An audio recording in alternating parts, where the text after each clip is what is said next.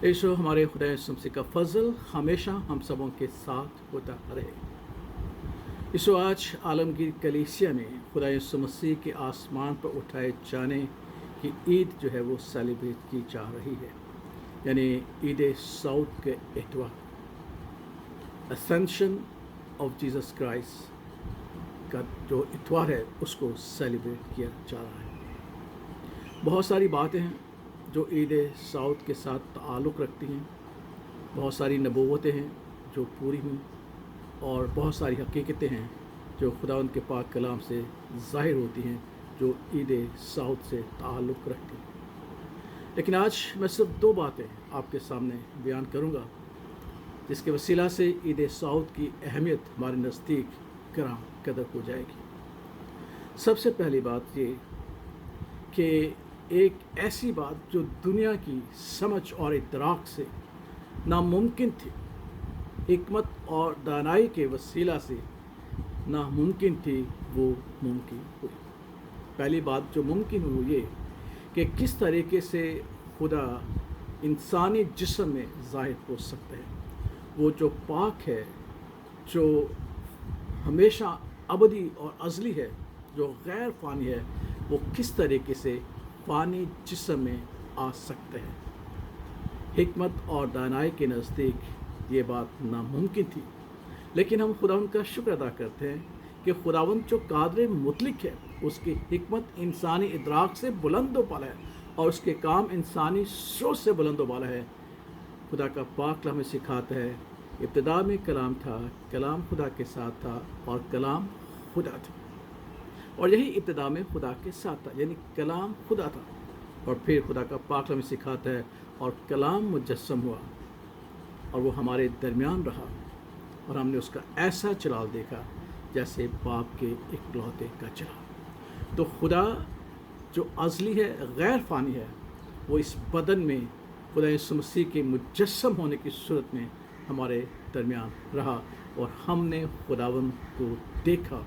और कलाम मुक़द्दस में लिखा है कि हमने उसे छुआ, गौर से देखा और उसे करीब से देखकर जाना कि खुदावंद खुदा जो गैर फ़ानी है वो फ़ानी जिस्म में यीशु की सूरत में आ जाता है।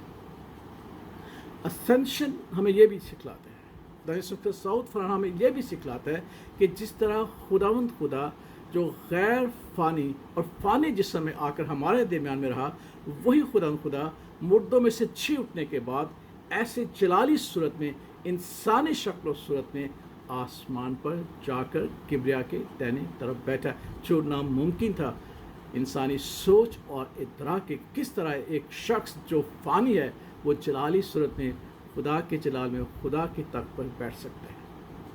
तो खुदा यीशु मसीह ने हम पर ये हकीकत ज़ाहिर की, उसके सऊद के वसीला से ये हकीकत ज़ाहिर हो गई कि वो जो फ़ानी जिस्म में ज़ाहिर हुआ वो अपनी मौत के वसीला से, मुर्दों में से जी उठने के वसीला से जलाली बदन को लिए हुए खुदा के दाहिने तख्त पर जा बैठे। खुदा के पाक कलाम में लिखा है, अगले ज़माने में खुदा ने बाप दादा से हिस्सा बहिस्सा और तरा बतरा नबियों की मार्फत कलाम करके इस ज़माना के आखिर में हमसे बेटे की मार्फत कलाम किया, जिसे उसने सब चीज़ों का वारिस ठहराया और जिसके वसीला से उसने आलम भी पैदा किए। वो उसके जलाल का परताव और उसकी ज़ात का नक्श होकर सब चीज़ों को अपनी कुदरत के कलाम से संभालता है। वो गुनाहों को धोकर आलम बाला पर किबरिया की दाहिनी तरफ जा बैठा। उसी यीशु को जिसे हमने जिस्म की सूरत में देखा, इंसानी सूरत में देखा, एक फ़ानी बदन में देखा, लेकिन वो अपनी क़यामत के वसीला से उसने ये जो थी फजीलत बख्शी कि वो जो फ़ानी जिस्म रखते हैं वो भी उसी के वसीला से, उस पर ईमान रखने के वसीला से, उसमें कायम रहने के वसीला से वो जलाली होकर उस जलाली यीशु को इंसान की सूरत में खुदा बाप के दाहिनी तरफ बैठा। देखें कितनी खूबसूरत बात है, फोकस करें। इसलिए खुदा का पाक कलाम कहता है कि जो बातें हमें उलझा देती हैं उन्हें दूर करके ईमान के बानी और कामिल करने वाले यीशु को तक करें जो आसमान पर किबरिया की तरफ जा बैठा। और फिर एक और खूबसूरत बात कि हम जो फ़ानी हैं, जिसके बारे में खुदा का जिसके बारे में दुनिया की हिकमत कहती है कि कैसे हो सकता है कि एक फ़ानी शख्स गैर फ़ानी सूरत में, जलाली सूरत में खुदा के हुजूर जाकर ठहर सकते हैं। यीशु खुदा यीशु मसीह का सौद हमें ये फरमाता है। खुदा यीशु मसीह का आसमान पर उठाए जाने के लिए हमें ये फजीलत बख्शता है। इस फजीलत पर गौर कीजिए। जब खुदा यीशु मसीह ने कहा, शागिर्दों ने कहा कि हमें क्या मिलेगा, तो खुदा यीशु मसीह ने उनसे एक बात कही कि तुम आलम बाला पर खुदावंद के रूबरू 12 तख्तों पर बैठ कर बनी इसराइल का इंसाफ करोगे। और फिर खुदा ने हर एक ईमानदार के लिए फजीलत रखी, जिसके वसीला से हम ये यकीन कर सकते हैं कि अगर खुदा जो गैर फ़ानी है, फ़ानी जिस्म में आकर फ़ानी जिस्म को जलाली बनाता है, वो हमारे फ़ानी जिस्मों को भी अपने जलाल की सूरत में तब्दील करके हमें आसमान की बादशाही में शरीक करेगा, और हम यकीनन उसके साथ मिलकर आसमान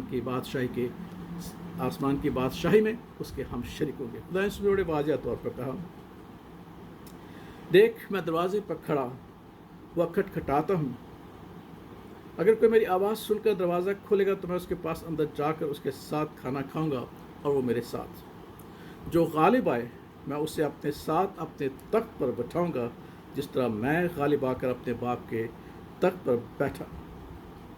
बैठ गया। जिसके कान हो वो सुने कि रूह कलीसियाओं से क्या फरमाते हैं। जिस तरह मैं इंसान की सूरत में ज़मीन पर ज़ाहिर हुआ, इस तरीके से मैं जलाली सूरत में आसमान पर ज़ाहिर हुआ। और अब जो मुझ पर ईमान रखते हैं, जो मेरे साथ ज़िंदगी बसर करते हैं और फ़तहमंद होते हैं, वो भी इसी जलाली सूरत में ईद सऊद के वसीला से, यीशु मसीह के सऊद के वसीला से हमारा भी सऊद होगा और हमें भी वो मकाम हासिल होगा जो खुदा यीशु मसीह को हासिल है। तो अज़ीज़ों, ये दो बातें याद रखिएगा।